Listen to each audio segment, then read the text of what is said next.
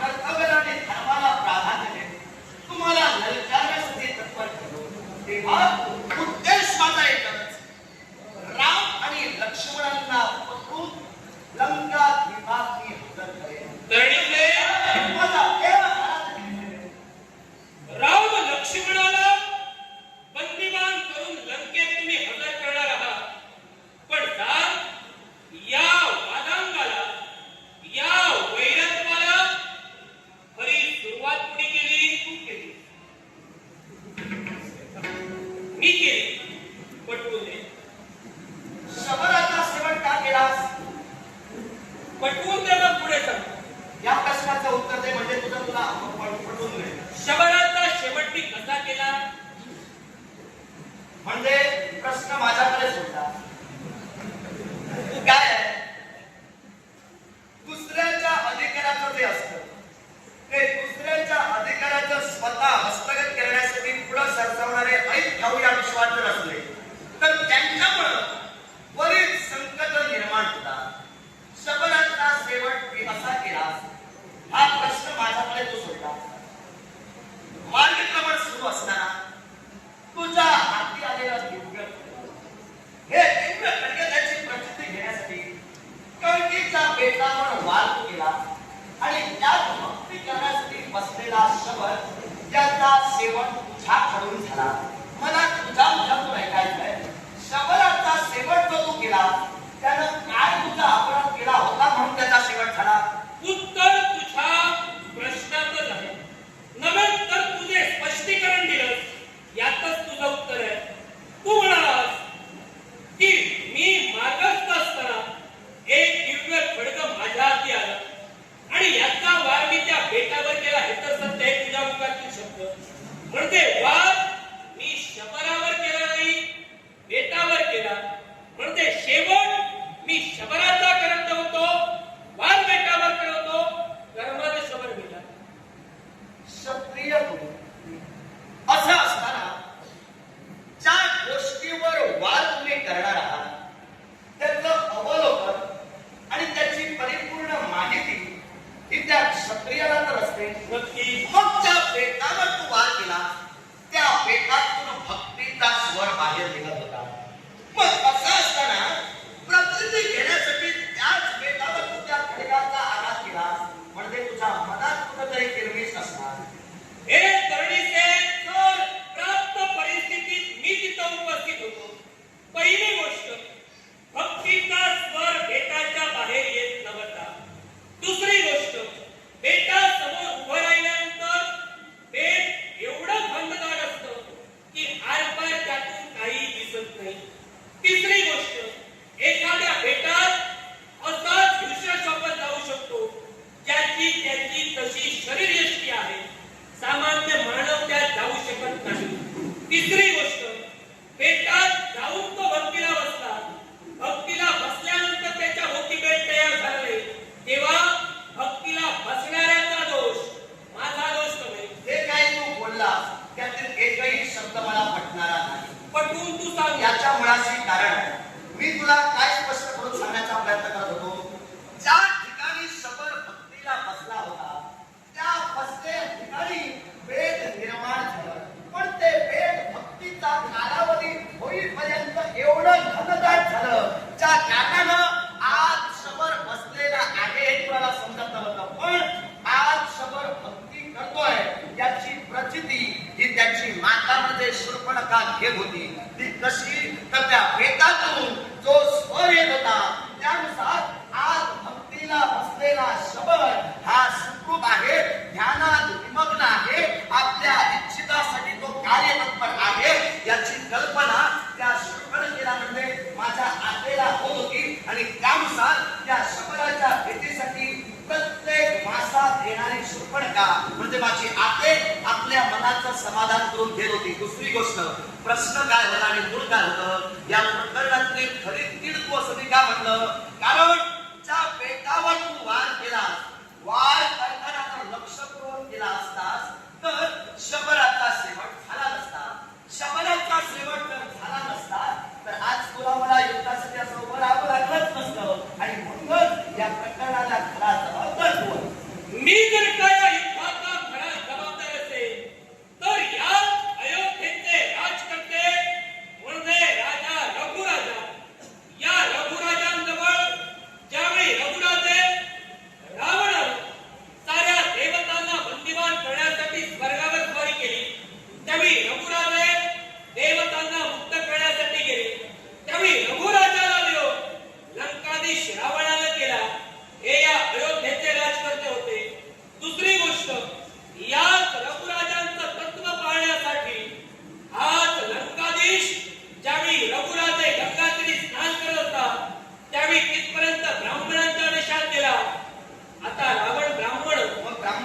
केला असं काय? कारण आहे ब्राह्मणात सुद्धा प्रकार आहे आणि विप्र ब्राह्मण म्हणून तो गेला, अलंकारित ब्राह्मण म्हणून तिथं गेला नाही. या विप्र ब्राह्मणात जाऊन त्यानं त्यांचं गुरुत्व स्वीकारण्याची इच्छा प्रदर्शित केली. त्यावेळी रघुराजांनी गंगेकिरी असणाऱ्या वाळूनं लंका निर्माण केली आणि त्या लंकेतील दक्षिणेचा भाग पुसून टाकला. ज्यावेळी लंकाधीश पुन्हा लंकेत आला त्यावेळी लंका दक्षिणेची जी लंका होती ती पाण्यात बुडालेली होती.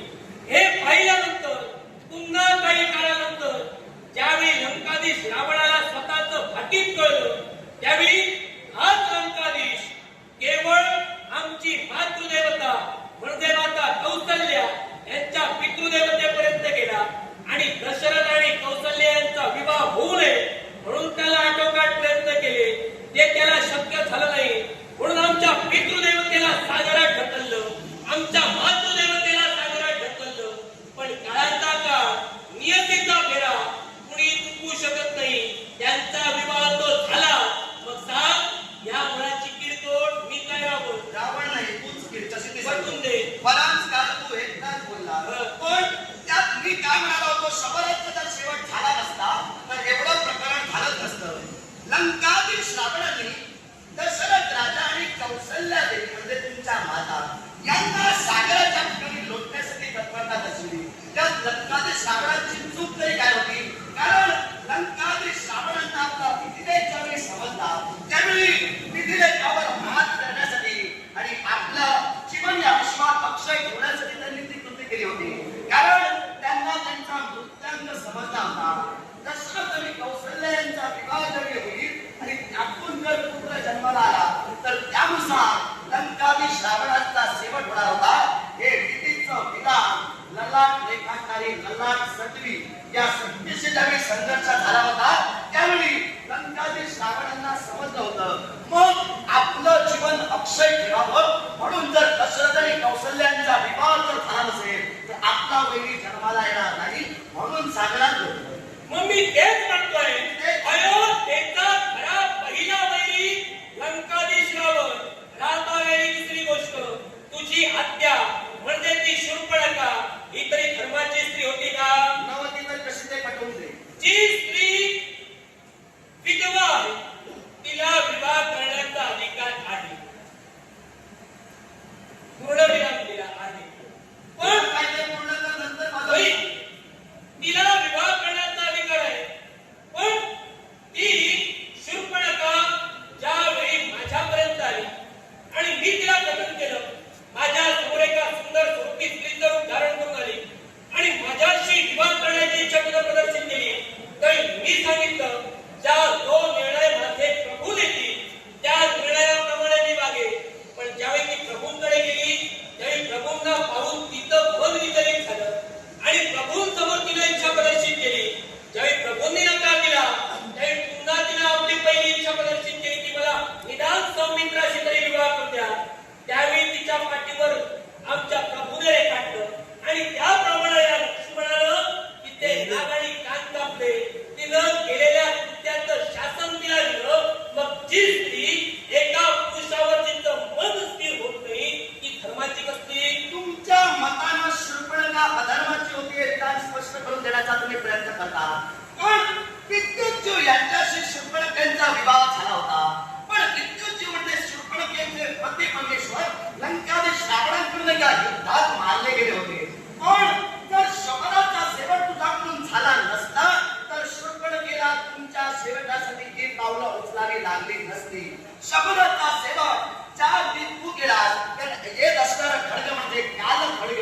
हे काल खड्ग तुझ्या हाती आलं त्यानुसार शबराचा शेवट झाला. अर्थात आपल्या पुत्राचा शेवट सौमित्रानं केला म्हणूनच त्या सुरापटी माझ्या आतेला ही पावलं उचलावी लागली. ती मायावी विद्येत प्रवीण आहे. आपल्या जवळ जी विद्या आहे ती विद्या आपल्या उत्कर्षासाठी वापरावी. तुझ्याकडे धनुष्यबाण आहे तुला चालवता येतो म्हणून तू वापरतोस. तुझी विद्या आहे म्हणून तू तशी वापरतोस. तशी ज्या शूर्पणखा हातीकडे जी विद्या होती त्या विद्येनुसार तिनं एका सुंदर स्त्रीचं रूप घेतलं आणि ती तुमच्यापर्यंत आली कारण तिचा सुखाग्नी तिला साध्य करायचा होता.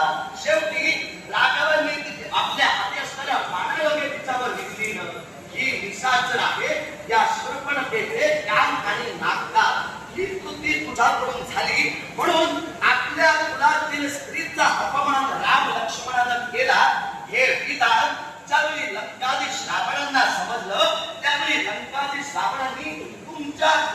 अफामातील स्त्रीवर हा प्रसंग आणला, यातून नेमकी कुणाची एकच क्षमाचा रावण करता वीर होता, पराक्रमी होता. स्त्री होती, शूर्पणखा सुंदर स्वरूपीचं रूप धारण करून आली. मग जर का रावण वीर होता, रावण जर का योद्धा होता, तर आमच्या समोर येताना केवळ किमान सीताबाई समोर येताना मूळ स्वरूपात न येता एका भिक्षुकाच्या स्वरूपात का आला? तुम्ही मगा बोलून मोकळे झाला. ब्राह्मणात सुद्धा प्रकार आहेत आणि प्रत्येक ब्राह्मणाला आपल्या ब्राह्मण तत्वानुसार वागण्याचा अधिकार आहे. ब्रह्मकुलोत्पन्न ब्राह्मण हा वेळ प्रसंगी प्राण त्यागेल, पण ब्रह्मकुलोत्पन्न ब्राह्मण ब्रह्म कर्म कधी विसरणार नाही. कारण राजवस्त्रांच्या वस्त्रालंकाराने मंडित जर असणारा रावण त्या वेशात आला असता तर त्याचा कार्यभाग त्याला सफल करता आला नसता. म्हणून तो ब्राह्मण होता. त्या ब्राह्मणानं राजवस्त्रालंकाराचा त्याग केला आणि भिक्षू म्हणून तो तिथपर्यंत आला. म्हणजे त्याच्या मनात कपट होतं आणि ते कपट साध्य करण्यासाठी तो तिथपर्यंत आला. मग शूर्पणखेचे नागपान मग कापलं. ज्या सीताबाईचं चौर्य कर्म करून रावण घेऊन गेला, हा रावण ब्रह्मतत्वाला शोभेल असं वागला का? मग माझ्या प्रश्नाचं उत्तर द्या. रावण जर ब्रह्मतत्वाला शोभेल असं वागला नाही तर लक्ष्मणाने जी मर्यादा सीतेला आखून दिली होती, या मर्यादेचं उल्लंघन सीतेनं कसं काय केलं? लक्ष्मणाला लक्ष्मण रेषा आखली. तिथपर्यंत लंकाधीश रावण आला. लंकाधीश रावण ज्यावेळी ती लक्ष्मण रेषा ओलांडून पलीकडे जाण्याचा प्रयत्न करत होता, त्यावेळी त्यातून अग्नीच्या ज्वाला बाहेर पडू लागल्या. पण ज्यावेळी सीताबाईने ती ओलांडली, त्यावेळी त्यातून अग्नीच्या ज्वाला बाहेर आल्या नाही. मग सांग, ती रेषा आणि ती मर्यादा रावणासाठी होती की सीताबाईसाठी मग होती? तुम्ही समजून चला. अग्नीच्या ज्वाला येऊन सुद्धा एक प्रकांड पंडित आपली मर्यादा ओलांडत नाही, म्हणजे मर्यादा राखणारा रावण होता. पण तरी सुद्धा संगीतरातून त्यातून शब्द बाहेर पडले होते. नाही, कोणताही प्रसंग जरी आला तरी ही मर्यादा तुम्ही ओलांडू नका. मग तुमचे शब्द प्रमाण न मानता ती मर्यादा सीतेला ओलांडली. दोष रावणाचा की सीतेचा? कारण कार्याला याचक होता आणि याचकाची इच्छा पूर्ण करणे हे कर्तव्य होतं. मग ज्या याचकाची इच्छा पूर्ण करण्यासाठी सीताबाईनं ती लक्ष्मण रेषा पार केली, त्या लंकाधीश रावणानं सीताबाईच्या चौर्य कर्म करून शोभाटिकेत काढले. बाबा, सीताबाई या परस्त्रीचा अपमान करताना त्या रावणाला काही वाटलं नाही त्या का? सीताबाईला आपली मर्यादा उल्लंघित करावी लागली, कारण धर्म उभा राहिला. म्हणजे दारी आलेला भिक्षुक हिंदूत माघारी जर घालवायचा न होता तर याच रावणाने आपल्या कुलातील स्त्रीचा जो अपमान झाला, त्या अपमानाला वाचा फोडण्यासाठी ते कृत्य केलं. या चूक नेमकी कुणाची? नक्कीच रावणाची. कारण त्याने एका परस्त्रीला बंदिवान करून अशोक वाटिकेच्या ठिकाणी नेमून ठेवलं. ही चूक रावणाची. रावणाची चूक तुम्ही म्हणता. खऱ्या अर्थानं रावणाने जी कृती केली ती कृती करत असताना प्रोत्साहन एका बाजूला तसं सीतेलाच दिलं. कारण तू आखलेली लक्ष्मण रेषा ही जर तिला उल्लंघित केली नसती तर खऱ्या अर्थानं रावणाला सीतेला अशोक वाटिकेत ठेवण्याचा प्रसंग उद्भवला नसता. रावणाला ज्ञान होतं समोर सीता आहे, सीतेला ज्ञान होतं समोर रावण आहे. सीतेला ज्ञान नव्हतं रावण आहे. सीतेला ज्ञान होतं रावण आहे. दारी आलेला भिक्षू तुमच्या मुखातील शब्द काय होते? का कोणताही प्रसंग उभा नव्हते, कोणताही दारी याचक येऊ दे, त्या लक्ष्मण रेषेचं उल्लंघन तुम्ही करू नका. ही जर मर्यादा तू घालून दिली होतीस तर द्वारावर रावण येऊ दे, भिक्षुक येऊ दे, नाही तर कुणी येऊ दे, तिने ती मर्यादा उल्लंघित केली कशी? शब्द माझे होते, तुझ्या सोयीनुसार बदलू नकोस. मी तिथं उभा लक्ष्मण रेषा मी आखली. मग हे शब्द मी तिला काय म्हणालो? हे शब्द कोणताही प्रसंग जरी आला असेल तरी या रेषेचं उल्लंघन तुझ्याकडे घडणार आहे. का पण बरं? लंकाधीश रावण तिथं जाती आला आणि एका भिक्षुकाचं रूप घेऊन आला. मग तो ब्राह्मण जर का विमुख केला असता तर अयोध्येच्या रूपकुलत्पणाला फुलाला पर्यंत केला होता का? या मुळाशी कारणच हे आहे. जर तिनं लक्ष्मण रेषा उल्लंघित केली नसती तर लंकाधीश रावणांना अशोक वाटिकेत सीतेला ठेवण्याची वेळ आली नसती. आणि ही वेळ लंकाधीश रावणांच्या जीवनात आली याच्या मुळाशी कारण कोण? तर शूर्पणखेचे गाय आणि नाक तू कापलेस म्हणून आपल्या कुलातील स्त्रीवर जो अन्याय केला त्याची वाचा फोडण्यासाठी लंकाधीश रावणाला भिक्षुकाचं रूप घ्यावं लागलं. खरा दोषी तू आहे. कर्णकुटीच्या ठिकाणी ज्यावेळी लंकाधीश रावण भिक्षुकाचं स्वरूप घेऊन आला त्यावेळी सीताबाई तिथं एकटी होती. मग जर का शूर्पणखेच्या बाबतीत मी केलेलं कृत्य आणि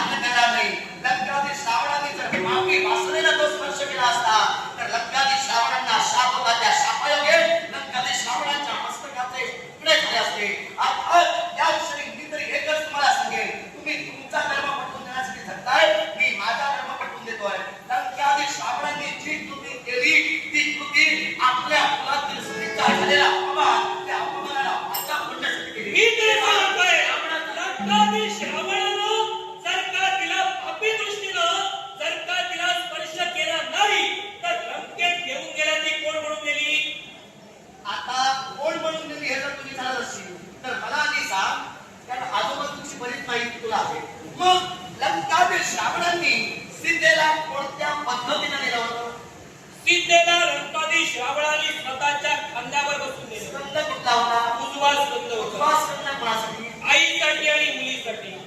मग यात पाप कुठला? आईसाठी आणि मुलीसाठी जर उजवा स्कंद आहे तर आई किंवा मुली किंवा भगिनी म्हणूनच नेलं, मग पाप नसलं. आता मला माझ्या प्रश्नाचं उत्तर दे. ज्यावेळी जनक राजाची कन्या जानकी म्हणजे सीताबाई इतर स्वयंवर होतं, त्या स्वयंवरात लंकाधीश रावण उपस्थित होता. जरूर. त्या स्वयंवरात असा पण होता की जो कोणी शिवधनुष्याचे प्रत्यंचा जोडे त्याच्या कंठी जानकी प्रेमाची वरमाला अर्पण करे हे सत्य. हा पण पूर्ण करण्यासाठी लंकाधीश रावण पुढे गेला. निश्चितच. तो शिवधनुष्य त्याच्या उरावर पडला. सत्य. मग जर का लंकाधीश रावणानं आईची मुलगी म्हणून जर का त्याला नेली तर तिच्या स्वयंवरात कोण आला होता जवळ म्हणून? ऐका. आता या प्रश्नाचं जर उत्तर द्यायचं झालं, सीता स्वयंवरात पण होता जो पुढे उद्धवीला धनुष्याला सीता द्यावी होत्या.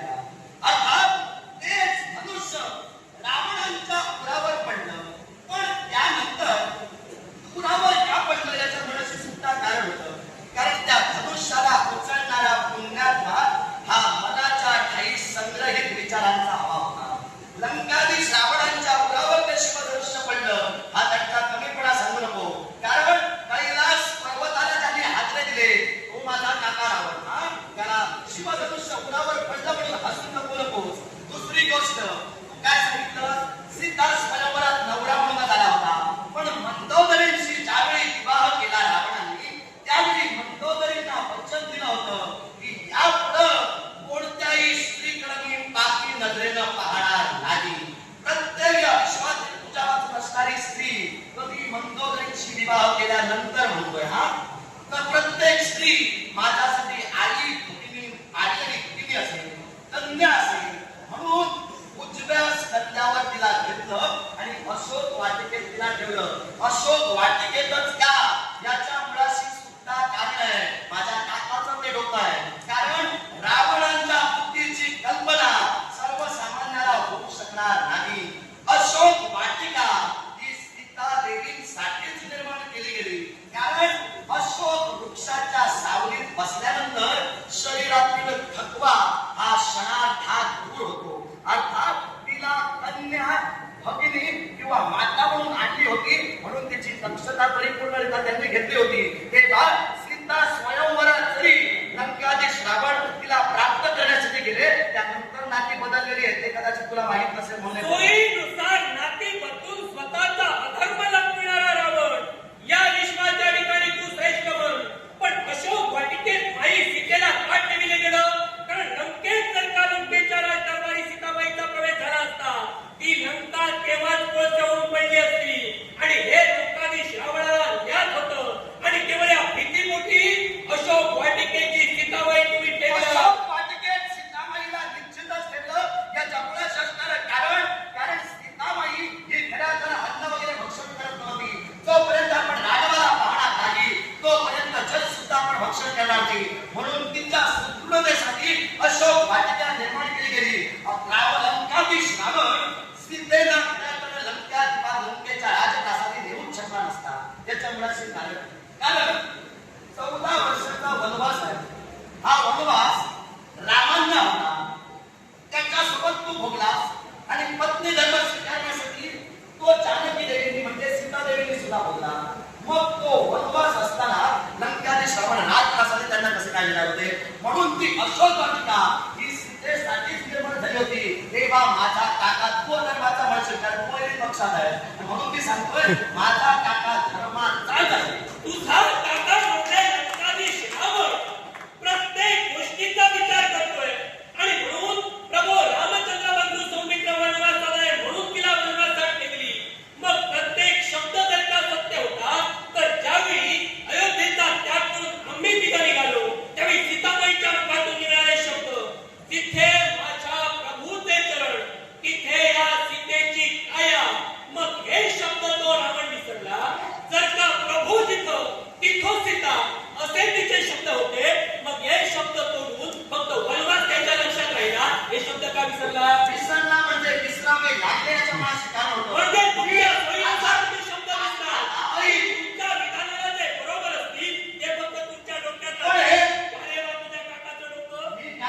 तुला या प्रकरणाची खरी किडच तू आहे. ती कशी? जर शबराचा शेवट झाला नसता तर सीता देवी नाकात पळून मोकळा झाला. जिथं राघवाचे चरण तिथं सीतेची काया. मग राघवाचे चरण तिथं सीतेची काया असणं निश्चितच असं होतं. पण या सीतेच्या कायेला राघवाच्या चरणापासून अलिप्त करावं लागलं. या चंद्राशी कारण तू शबराला मारलं नसतं तर सीतेची काया राघवाच्या चरणापासून राहिली असती. एका मुद्द्यावर ठाम राहून पुन्हा पुन्हा शबराला मारलं, शबराला मारलं हे विधान करणार. माझा तोच मुद्दा सक्षम आहे तेवढा तुला पुढे आहे. कारण या विश्वात ज्या लंकाधीश रावणाचं भाकीत त्याला कळलं. 99,999 पुत्र ज्याचे मारले गेले, शिल्लक एक राहिला. पण अजूनपर्यंत लंकाधीश आमच्या समोर आला नाही. याचं कारण म्हणजे त्याला कळलेलं त्यांचं भाकीत. पण एक गोष्ट लक्षात ठेव, नियतीचा नियम, काळाचा कायदा कुणी फोडू शकत नाही. काळाच्या उदरात काय खूप रहस्य सामावलंय याची कल्पना फक्त देवतांना आहे.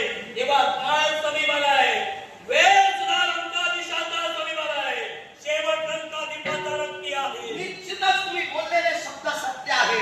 या शब्दांना मात्र दुजोरा देईल. कारण ब्रह्माचा पुत्र मरीची, मरीचीचा पुत्र कश्यप, कश्यपचा पुत्र विवस्वान, विवस्वानचा पुत्र वैवस्वत म्हणू, वैवस्वत म्हणूचा पुत्र इश्वांकू, इश्वांकूचा पुत्र कुक्षी, कुक्षीचा पुत्र विकुक्षी, विकुक्षीचा पुत्र बाण आणि बाणचा पुत्र अनरण्य. अनरण्य राजांनी दिलेला शाप हा माझ्या काकाला सदैव स्मरणात आहे आणि म्हणूनच त्यांच्या कुलातीलच पुरुष हा माझ्या काकाचा सेवक करणार आहे. तेव्हा आधी तुम्ही आमच्यासारख्या वीरांची भिडा आणि त्यानंतर माझा काका नक्की तुला शक्ती आहे.